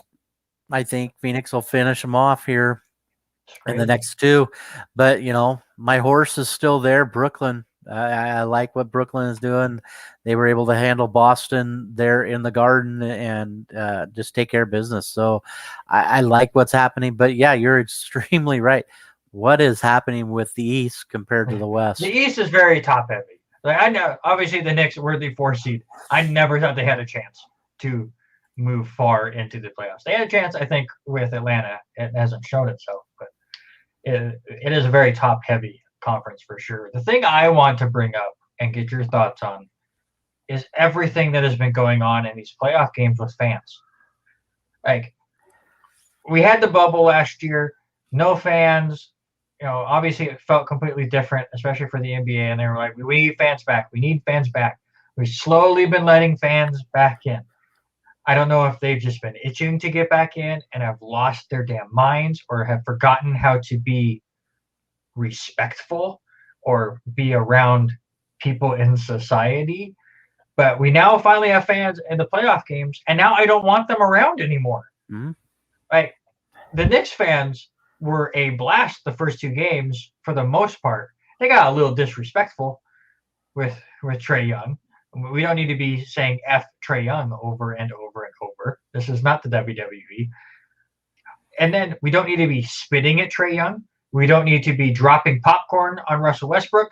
We don't need to be throwing a bottle at Kyrie Irving. And we definitely don't need to be running onto the court like what happened yesterday. So, obviously, the NBA is unlike any other sport. Courtside seats are at the same level as the bench in most NBA arenas. Like, if you have courtside seats and you're at the edge of that, you're basically sitting next to an NBA player or at least one of the coaches. You are right. You are up right there with them. The NHL is close, but you have that big glass, basically more for the safety of the fans with the pucks flying around. Does the NBA have to change something and move the fans back a little bit? Are the fans feeling like they're too much part of the game, or is this just the first year back from COVID and everyone is just still stir crazy? I'm going to lean that way just a little bit, being stir crazy, because you dealt with that the other day, listening to that over at NAIA, and it's not just there. As I heard that today with Matt James, which was yeah, and awful. the same thing happened last week at a high school basketball game. And I know, and what's funny is that happened last week, and they have pulled the game from NFHS. It's not available to watch. There's nothing because of how the fans were being disrespectful, chanting towards a minority that was playing in there. I mean, come on, guys. Yeah, we like to get back into watching sports live, but it's your kind of those kind of things that just tick me right the heck off, and especially the Kyrie Irving thing, the rushing the field thing. It just, do we have to act like we're, 12, 13, 14-year-olds that want to try to get attention, or what? It's ridiculous. It's just not what should be happening. And WIAA comes out with a statement last week, about 2 days after the incident, apologizing, but that they need to respect each other, whether or not it's the spectators respecting the competitors or vice versa or what. And they basically said that any kind of chanting like that, or talking or actions or words directed at an official, a player, or even into another fan would not be acceptable. And and WIAA has took a huge stand on it, and even making things. It'll be interesting to see how I go over to Othello on Tuesday, as we'll do the show next Wednesday. Yes, that has a place. Othello has a tough time with some of their the chanting they do. It'll be interesting to when I walk into that gym on Tuesday. That's it. You can go to games. You can have fun. You can root. You can boo. You can have fun. But there is a very thick line. Mm-hmm. It's not a very thin line that you may barely pass. There's a thick line when it comes to respect to the athletes on the court. You can as a fan, root for your team. You can boo the other team in a fun manner that is still respectful, but so many people go way over the top with it. It gets really bad with umpires and referees. They get just pooped on all the time when it comes to fans. And when we used to do play-by-play, we went up and we did a tournament up in Spokane. We called it one of those tournaments, and there was a guy in the stands then that I don't know if he remembered that these kids were like 16. He was going nuts about one kid was flopping, and was basically telling people like he was going to meet him in the parking lot and show him what a real flop was. I was like, what are you talking about? Like, people, it's just gotten so out of hand, and it's so disappointing to see that we're finally getting fans back. It's been so great. The noise at Harris Field today was so great, and you always got a couple people that just have to ruin it. You are listening to the R&R Sports Report, only on Facebook and YouTube, so I don't have to show you how to get there because you're already here. We will be back on KLCZ 88.9 FM in the fall. This is our 35th show, which is just crazy to think about. Again, we were supposed to be at Harrisfield doing this show, but the internet was not going well, and we will work on it. Don't forget, 2 weeks from tomorrow, we will be taking on Kai Fong, the legendary LCSC tennis coach, in a 2-on-1 match. And also, just a reminder, Robert just said it, next week we will be on Wednesday. So our summer schedule has been all over the place. We're an hour late today because of internet issues. We've been on Wednesday twice. We will have a live stream, hopefully, of the tennis match. If not, we'll at least record it and make low lights of it because there will be no highlights. Maybe a lot of highlights of Kai, but none from us. But definitely, if you have any friends that enjoy sports, enjoy local sports especially, have them come follow us. We love to talk about the local stuff on top of everything. NFL, We're going to get into a lot more here soon as the season gets going. I know that's when we were the most popular on Facebook, where we were getting a lot more views as people were into football. Maybe we will have to come up with a different game plan for that coming in the fall. We'll keep you updated there, because I know everyone loves their football, but we love to talk about local stuff here, and it has been jam-packed here in the spring for sure. Speaking of local, Spokane Shock again played this last weekend, right? No, they had a bye week, so they will be back. You just hadn't updated this yet. No, they had a bye this week, so they will be playing on their next game will be on Saturday in northern Arizona. Robert tricked me by saying Spokane beat Massachusetts. That was last week. I've been too busy to realize that was last week's game, and then we've already talked about it. Thanks for making me feel stupid. I do it well enough myself. Let's talk NHL for a minute. We kind of skipped over that. We're gonna keep it quick with a minute because I really want to get to racing tonight. Racing was great. I have actually watched more hockey in the last week. I said I really wanted to, and I've been able to check out some more of it. I have the biggest complaint, and I know they came out in January saying it was changing, but NBC has all of these games. They're on whether NBC, NBC Sports, CNBC, whatever. They're all over the place.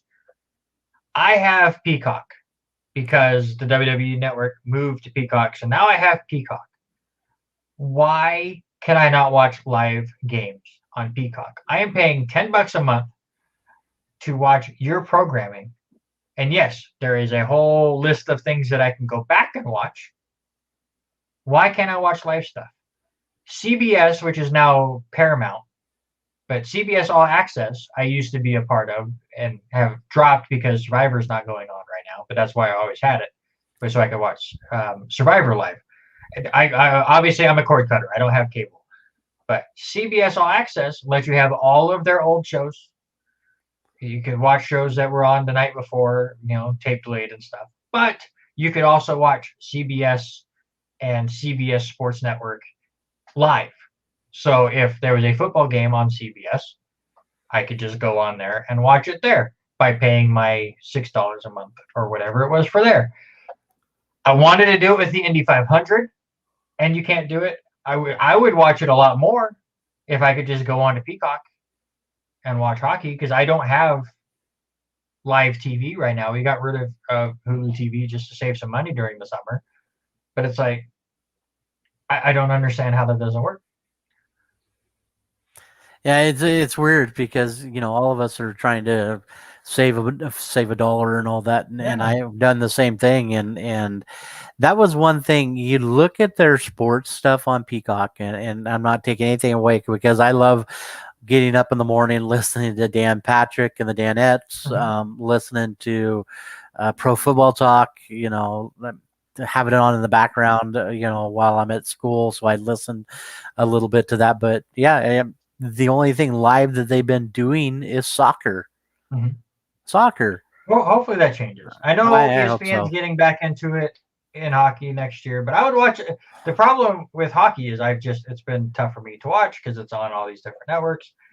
Perfect place for Peacock. This should have been their debut, at least, of, hey, come watch the playoffs on Peacock. And I think their subscribers would have gone up.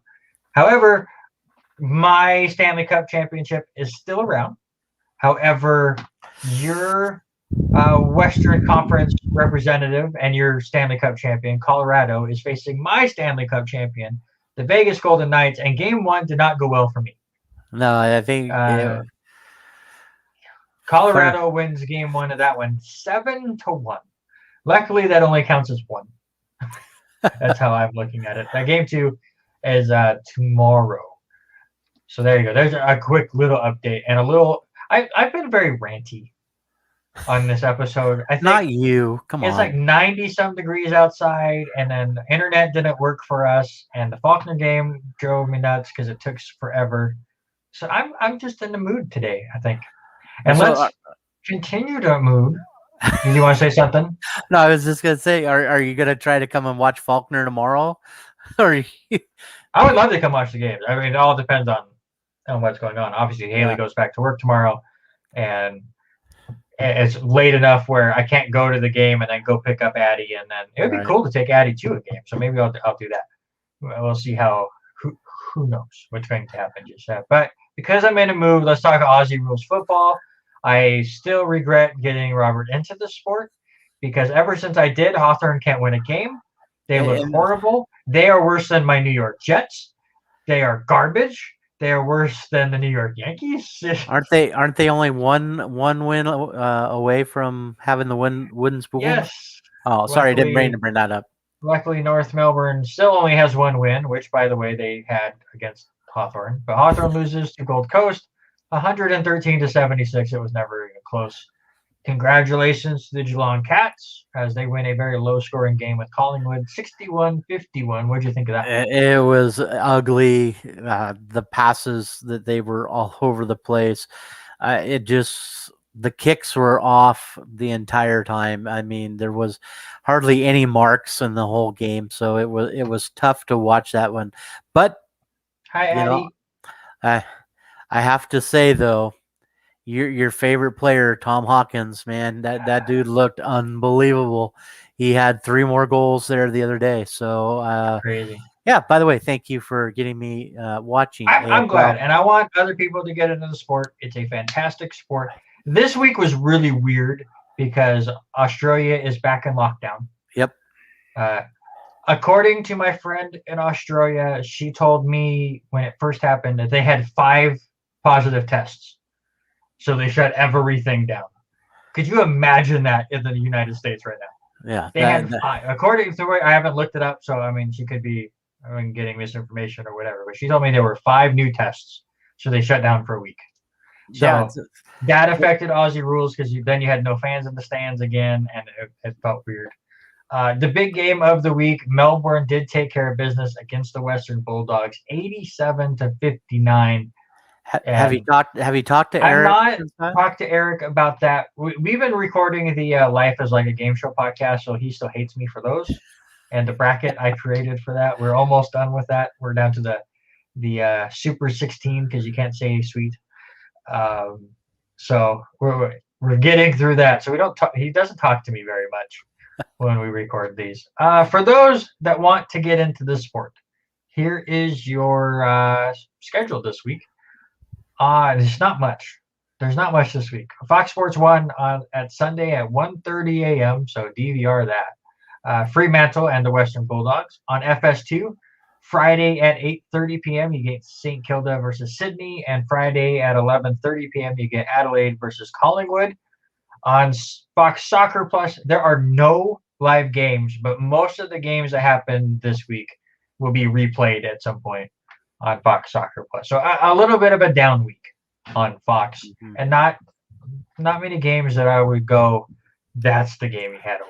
Like Melbourne and Western, that's a game you had to watch. There's not much this week. Yeah, and you look at the ladder, and that was the first thing I did after I looked at the scores, looked at the ladder for this week, and I thought there really wasn't anything that jumped out and said, hello. As a new AFL fan, what do you think of the terms for Aussie rules as far as it's not the standings, it's the ladder. It's not the schedule, it's the fixture. Have you gotten used to that stuff yet? I haven't gotten used to all of it because there's a lot of things that they say, and it's not their matches. They're not games, and it's just kind of crazy. But to see some of the stats that they keep track of, what I would think of as a tackle isn't always a tackle, and it's just kind of it's interesting to see.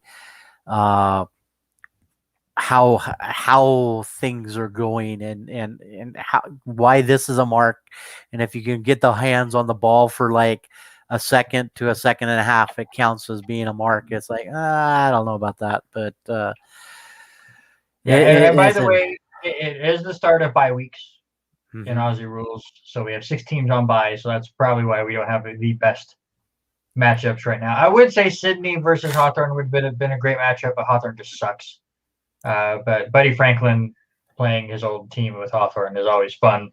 but it's been rough. PGA, Joel Damon struggled. He didn't have it this week. He misses the cut, goes +5. Jason Kokrick wins the Charles Schwab Challenge at 14 under. He beats Jordan Spieth by 2 shots, as Spieth struggled in the final round and shot 73. Next week, you have the Memorial, which is a fun tournament. But let's get into NASCAR and racing in general, because that's what a tale of two halves for racing. This is always the day, or Sunday was always the day that is huge for race fans, because you got the Indy 500 during the day and the Coca-Cola 600 at night. And let's start where racing started, with the Indy 500. I watched a good bit of this race. I had to find different means to watch it because Peacock doesn't let me watch it. But Helio Castroneves, with a great pass on Alex Palou with 2 laps to go, wins his 4th Indy 500 of his career, which is just crazy to think of anyways. But the fact that he lost his full-time ride this year, he's raced 2 races this year, and he's won them both. It's just crazy to me. But what struck me was the celebration afterwards. Not only did he and his team lose their minds, and he broke down and cried after he does the spider walk where he climbs the fence, but all of the other teams, all of the other drivers came and congratulated him. It was like Dale Earnhardt winning his first Daytona 500. It was one of those moments. Yeah, 100%. Watching him do it at his age, and to be in the royalty of only having, I believe there was 3 other guys that have ever won that race 4 times. I mean, to do it, and for what he's done this year, two races, and he's won them both. Just because you lose your ride, but 12 years since his last 500 win. I mean, that's just awesome. That is just great to see. Did you watch his post-race interview? No, I remember you messaged me. Denise and I were out to lunch on Sunday, and so I got to kind of see how they were talking to him, but I never did hear any of his. He had a great line that he said, "That's just what 2021 is all about." You had Tom Brady at the age of whatever he is, winning the Super Bowl. You had Phil Mickelson at the age of 50. He said the Masters, but Phil Mickelson won the U.S. Open, and now Helio Castroneves wins the Indy 500 after everyone had just kind of wrote him off. His last win was in 2009 for the Indy 500. I have a trivia question for Robert. Okay. And I want to see if you can do it. I tried to do it myself, and I only got 1. I want you to name the other 3 drivers that have won the Indy 500 4 times. The only hint I will give you is all 3 of them are American. You're gonna hate me because I saw it the other day because they were looked it up. No, they were comparing it, and so they were talking to AJ Foyt and that's the only one I got. Al Unser, and the other name escapes me, but those were the 2 that jumped out. I don't remember it being Bobby Rahal. I don't think that's the right one. No, it was Rick Mears. Rick Mears. I had guessed Al Unser, but I was thinking the son. I thought it was Al Unser Jr. No, it was Senior. But he'd only won the 2. But you got to remember, I was doing the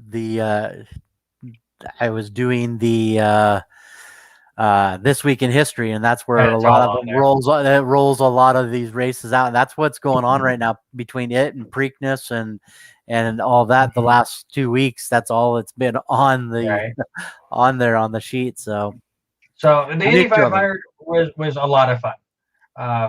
I'm not a big IndyCar fan.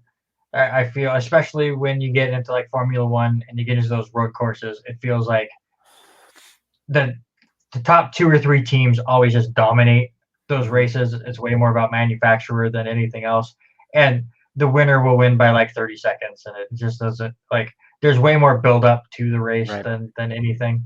And then there's NASCAR, which that's kind of what happened this week with the Coke 600, as Kyle Larson just dominates the whole race. leads, 327 of the 400 laps in the race. He wins all 4 stages, or he wins all 3 stages and gets the win. So Hendrick Motorsports, now with back-to-back wins, has now passed Richard Petty as the most winningest team in Cup history.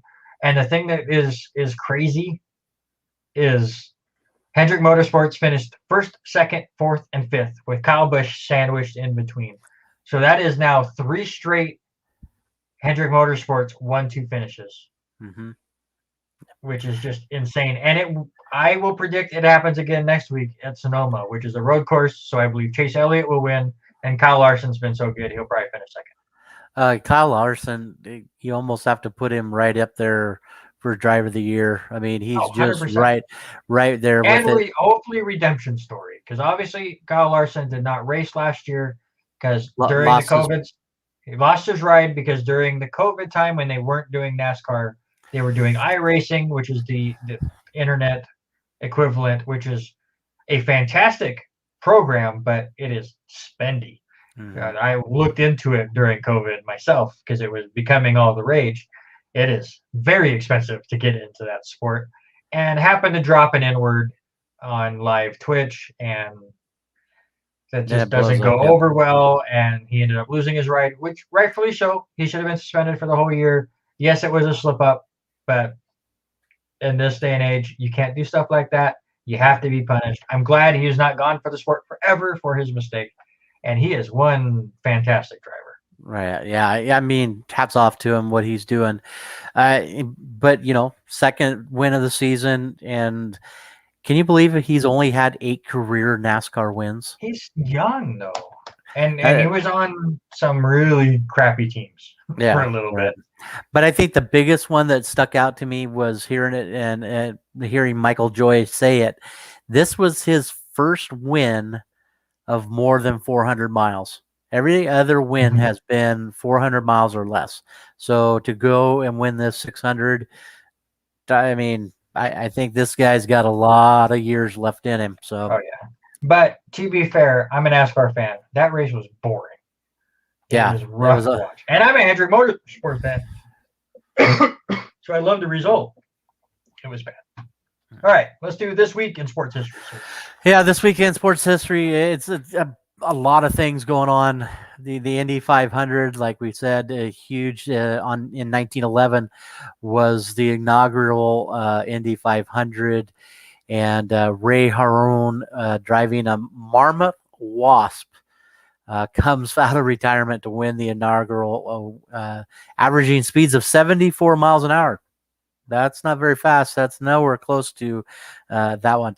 Also, another inaugural race happening during this time, 1923, the 24 Hours of Le Mans. That one starts up in 1923. 1925, the future Baseball Hall of Famer Ty Cobb is the first to collect 1,000 extra base hits. A big one. You and I are all about stats, Randy. 1927, Walter Johnson records his 110th and final shutout. 110. That is just crazy to think about. You blanked a team 110 times. Unbelievable. The second place guy behind him with 90 shutouts is Pete Alexander.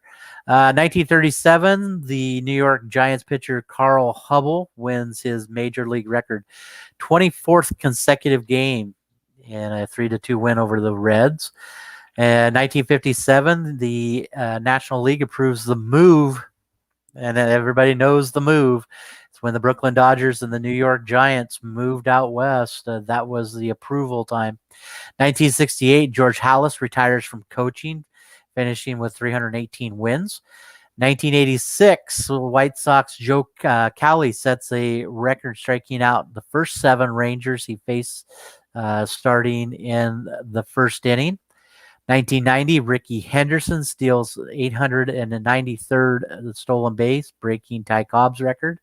1993, Major League Baseball's Carlos Martinez famously hits the ball off of Jose Canseco's head for the home run.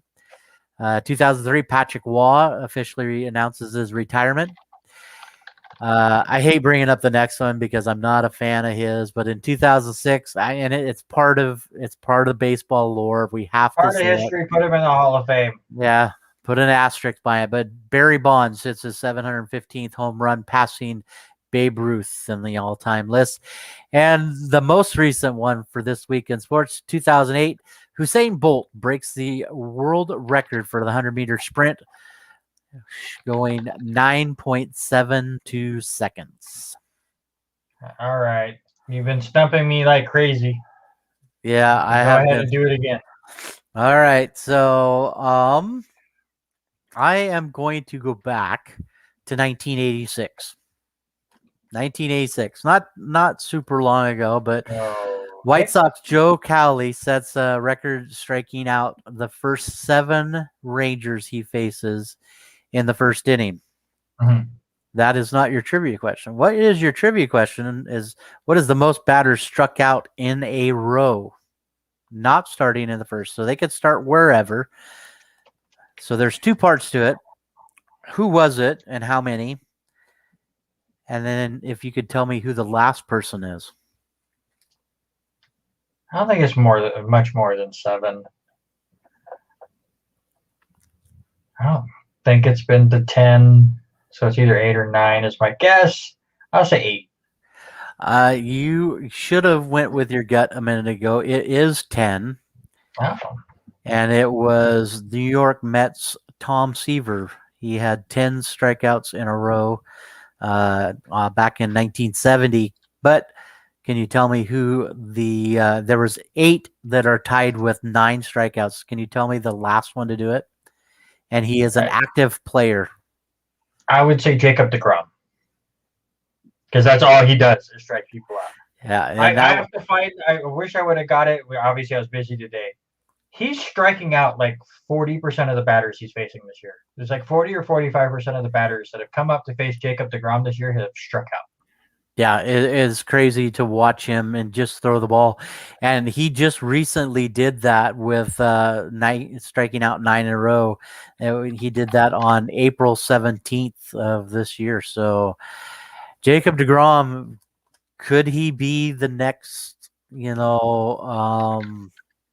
Walter Johnson? Could he be the next,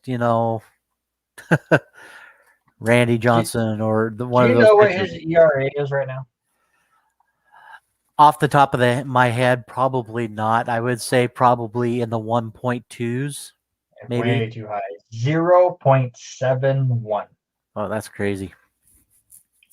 And by the way, I would believe his first 10 pitches yesterday, or was it? Yeah, I think he pitched yesterday. Like his first 10 pitches yesterday were all 100 miles an hour. And then he threw a nasty curveball to end it. It's just ridiculous. And the sad thing is he's 4-2 on the year. Yeah, I mean that's just nuts of seeing what this man can do and what he's going to be capable of doing.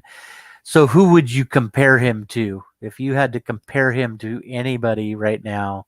Oh man. I mean, for me, he's a hard thrower. He's just as hard as he can get there. But for me, I lean Nolan. I just lean that way a little bit, just because of his attitude. His power and attitude, I think, is the main one for me. Yeah, for the power he has and the fact that he's not winning. Right. That's Nolan in a nutshell. Yeah, that's a pretty good comp, but he's definitely the best pitcher in baseball right now. Oh, by far. Think hands down. A couple last score updates before we get out of here. We are now in the bottom of the 3rd inning. Georgia Gwinnett just put up a 6 spot in the top of the 3rd. So Georgia Gwinnett leading 6-1 over Central Methodist. And again, for one last reminder, it will be Central Methodist and LCSU. I don't know why I keep wanting to say LSU every time I say LCSU today. But it will be Central Methodist and LCSU tomorrow, and it will be Georgia Gwinnett versus Faulkner. Right now, if the score is the way they are, I would believe Central Methodist and LCSU would play in the loser-out game at 3 o'clock, and Georgia Gwinnett and Faulkner would play at 6:30. And again, if LCSC is able to beat Central Methodist, they will then move into the finals no matter what. Because if Georgia Gwinnett then would beat Faulkner, LC would play Georgia Gwinnett on Thursday in the championship. They would have to win to then get to the Friday game. If Faulkner would be able to beat Georgia Gwinnett, if this score stands, and LC beats Central Methodist, then on Thursday we'll get Central Methodist versus Faulkner, and then the winner of that would play LCSC for the championship. And I have to remind everybody, the last 3 or 4 years that LCSC and Faulkner have met in the tournament, they have met more than once. Mm-hmm. The only way that can happen is in the finals. Is it going to happen? I'm predicting yes. And it would be a great show. Yeah, I think it'll be. Yeah, I think there's a huge chance that it happens, but I just don't. If it was me, I don't want to face Faulkner. I know I don't know if you want to face all the final 4 teams are all teams that are very, very good. There's nobody is snuck in here. No, not at all. So I mean, you look even at the coaches poll, going into it and seeing the 2 teams that didn't end up, making it the trip to Lewiston. I mean, how tough is that?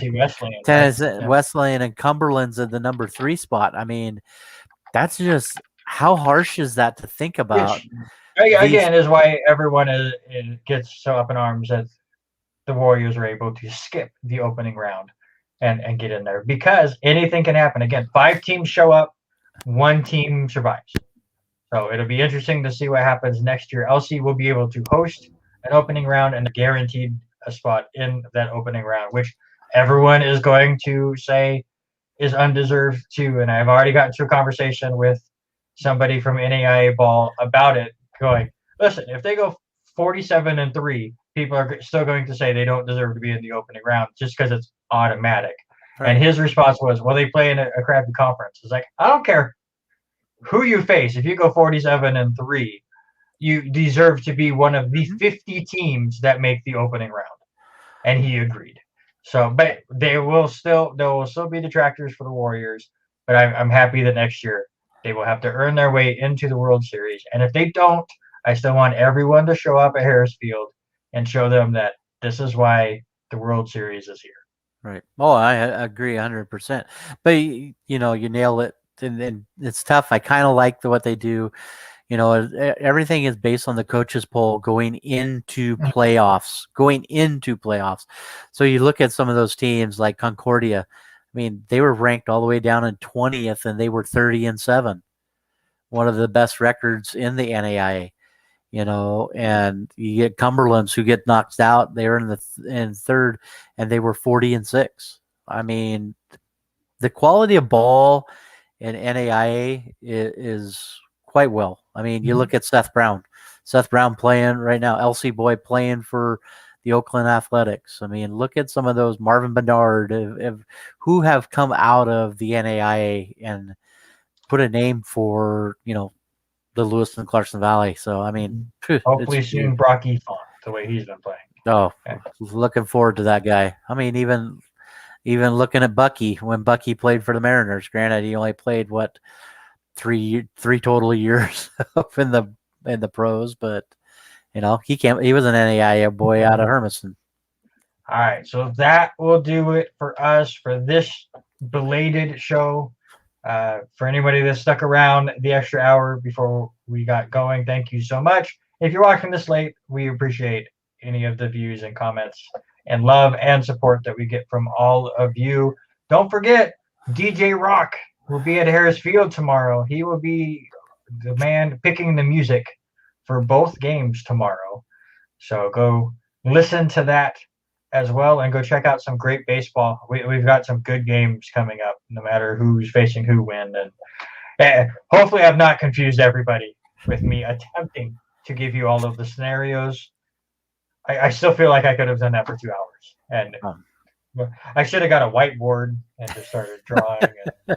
And scribble and draw here. Maybe next year I will go full on. So John Madden, are you pulling out your John Madden? There you go. Circle in here. He's going Yep. And boom over there. All right. Anyways, Tough acting, sin acting. don't forget we will be back next Wednesday at 6 p.m. for next week's show, and in 2 weeks, 2 weeks from tomorrow, Tennis Match. Give us some advice. We're gonna need it. But until then, we are out.